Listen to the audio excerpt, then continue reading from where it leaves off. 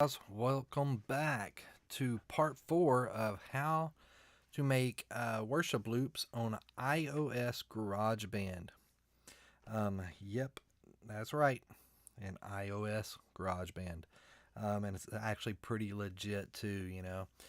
Anyways, um, part 3, we talked about how to build your track, either to set up like a template or to even build the whole project inside of GarageBand on the iOS device, whether it be an iPad or an iPhone. Anyways, I went through and I finished out setting up the cue tracks for the entire project. As you can see, from start to finish, it has my intro, cues. 2, 3, 4. Got the cues placed all around, kind of jump around. Verse 2, 3, 4. So everything's laid out. Like I said, this is a great tool for if you're on the go, or if maybe you're at the office and have a break time. You don't have to have your laptop or anything like that. I mean, you could be in a park, sitting on a park bench with your headphones on, and you can create these templates, for your clicks and cues, and then export these 3 tracks right here back to your DAW system, back in your studio, or back to your laptop, or for creating more of a professional level loop to upload to the loopcommunity.com, or just using your personal worship sets live. But what's great, about this is just the simplicity of it. I mean, sometimes building these things inside of a DAW, it can get tedious, and clicking and dragging and back and forth. The touch screen on an iPhone or an iPad is just so flawless nowadays. It's really quick for zooming in, zooming out. Sorry, my phone shut off. Zooming in, zooming out, and it really makes the process really, really fast, and simple, and just fun. But anyways, to export, like, okay, well, how do we export these? To say you have GarageBand, you have a MacBook, or a Mac back at your house or something, and you want to export these back to your Mac. GarageBand makes it really, really simple. So say we have our project done and we want to export this thing back. So basically all you do is you touch the little drop down box here, and you're going to select My Songs, and it's going to save it. And then you have all your projects here. And what you'll do is you'll touch the select button over here. And then if you notice, everything starts wiggling. At that point, you touch the song you want to export back to your computer, and then hit the little send file up here. And then at that point, you can choose. It has multiple options. What do you want to do with this thing? So what I want to do is I want to send it back to my computer to import into GarageBand. So you can click on iTunes. It's going to pop up a second menu. Now it gives me 2 choices. I can choose to send it back as a complete multi-track GarageBand file. That way, when I plug my phone back in, I open up iTunes, go to file sharing, and right there in file sharing, it will have this file, and then I can choose to open it up in GarageBand. All my complete multi-track will be there, just like it is on my phone. Now, if you have Logic Pro, you can also, Logic Pro will import any GarageBand file. So by choosing this GarageBand part here, it will dump back. You can open it up and use it in Logic Pro as well. Now, you can also take this whole project and it will burn it to just a regular file, like a one stereo file. And you can click on iTunes. You can click on iTunes here, and it will bounce, kind of like a master track. It'll just bounce out one complete master burn stereo file, but it will send it back to your iTunes shared folder. Your if you open up iTunes, go into your shared folder, it'll be in there. So what I'll do is I'll just click on this and show you real quick how this works. So I just touch GarageBand, boom, it sent it to it. So now what I'll do is I'll just open up iTunes and get it over here where you can see it. Inside of iTunes, you just click on the iPhone and then click on apps and then scroll down to file sharing, which I have GarageBand open on my phone. So what I have to do is I will have to close GarageBand on my phone, which I just did. Now when I scroll back, it shows up, GarageBand. So now just click on GarageBand. Now in all your documents here, if you scroll down, there goes the how-to. And basically you can take this file and just drag it to anywhere on your computer. You can just grab it and drag it and save it on your desktop, whatever you want to do. And at that point you can import it back into your GarageBand or Logic Pro. Let's say for instance you did not want to do that, but you wanted to save it as just that master burn. Say you built a whole project and you just want to send out the master stereo file.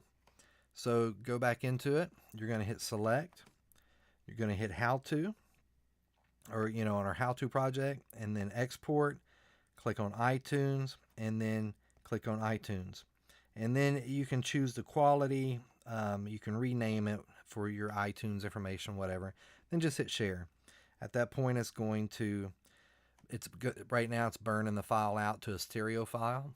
And then once it's done, we can close back out GarageBand and then open back up our iTunes. And now when we scroll down to our file sharing and go to GarageBand, now when we go down here, there goes the master stereo file we just burn out. It burns it in an M4A format. And at that point, you can do whatever you want to with it. Load it into your iTunes or whatever. Now, okay, you say, well, what if I don't use GarageBand, or what if I don't use a Mac period and I'm running Ableton Live? That's no problem either. You can bounce these things out to use for any type of DAW. Now there is a little bit of trick on how to do it. So what you'll do is just open up your file. On this particular project, we only have 3 tracks. We have the reference track, a click track, and then our cue track. This 4th track here, we can touch it and delete it. We don't need it.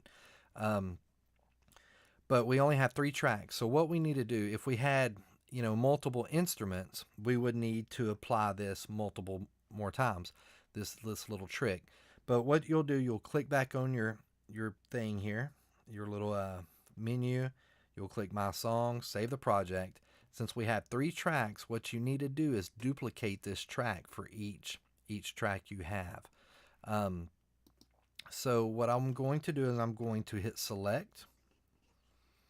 When it wiggles, touch it. And then up here you can hit this duplicate button. Now duplicate it. It duplicated it. I'm going to duplicate it one more time. So we're going to hit select. We're going to touch the track and hit duplicate. So now we have 3 versions of this. We can hit done. Now what we can do is we can rename this. Since we're going to bounce this out, it's almost like bouncing out your stems.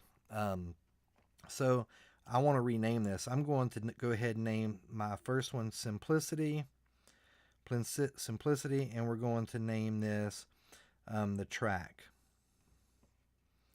Done. And then the other one, you just touch it, rename it. Going to name this one Simplicity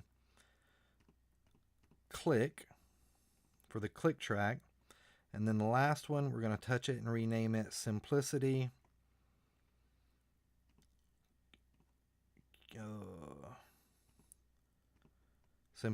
Cues. So now we have basically our 3 tracks. We got our master track, our click, and our cues. Now what we want to do, we want to go into each one of these, and this is the cue track. So what you want to do is you want to take this little slide bar here, slide it over, and mute the tracks we don't want to burn. So this is our click. So or our cue track. So we have our cue, then we're going to save it. Then come over to our click track and do the same thing. Slide it over and mute everything but our click. Save it. And then come over to our master track. Slide it over and mute the clicks and the cues and just leave the master. And now we have our 3 files, our 3 tracks ready to bounce. Now what we'll do is we'll click on select, and we'll do our cue track first. And now you'll come up here and hit the little send button, and now you can just email this thing out, or you can even send it back to your iTunes as a M4A. You can save this thing in a Dropbox.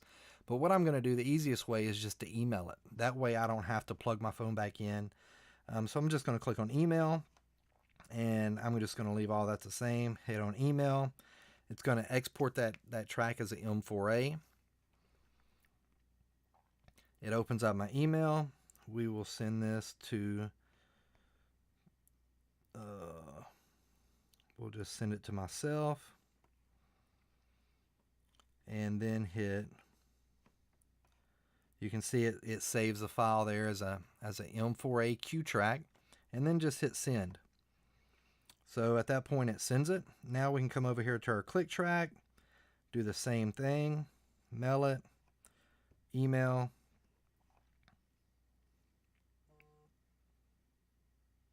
takes a second to export. It's almost like bouncing stems out and in a regular DAW. Going to email it to myself, send. Then you can come over on your main track and email it.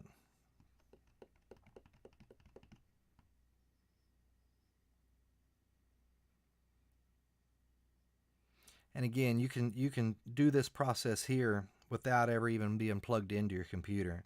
So you can be out in a park, at work or whatever, and send these stem files to your email. Now that's pretty much it. What we did was we export it so you can hit done.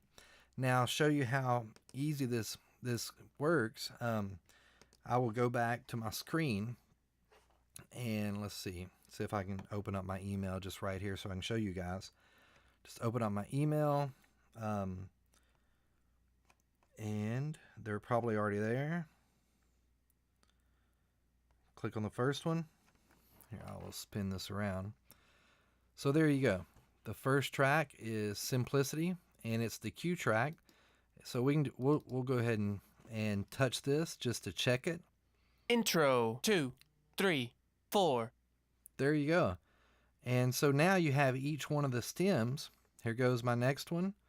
My phone's got to download it, but they're small files, so it don't take but a second. Here goes the click track, and it's just a click. And let's see here. Here goes this one's a little bit bigger because it's the master track. But here goes the reference track. Excellent. So now, since the way we bounce these out, they're going to be cut all within the exact same, basically on the same grid. So now when you take these things and, open your email up on your computer or whatnot, and you can drag these things into, these regular stem files into, say, Ableton Live or Reason or something like that. Basically any DAW. But anyways, that's how you export tracks out of GarageBand to use in any kind of DAW. So that's part 4. On part 5, what I'll do is I'll go ahead and do a little bit of advanced, kind of some advanced GarageBand techniques on how to kind of create sections for this thing, to where you can create like an 8-bar section for your verse, maybe a 16-bar section for your chorus. And with them sections, what you can do is you can have it cycling, just running, looping that 16 bars while you work on your different instrument parts. And we'll actually open up a third-party app. While the GarageBand's running in cycle mode, we'll use the third-party app to create different instruments and loops and recording them into GarageBand. So anyways, look forward to part 4, some advanced production in iOS GarageBand. Thank y'all for listening.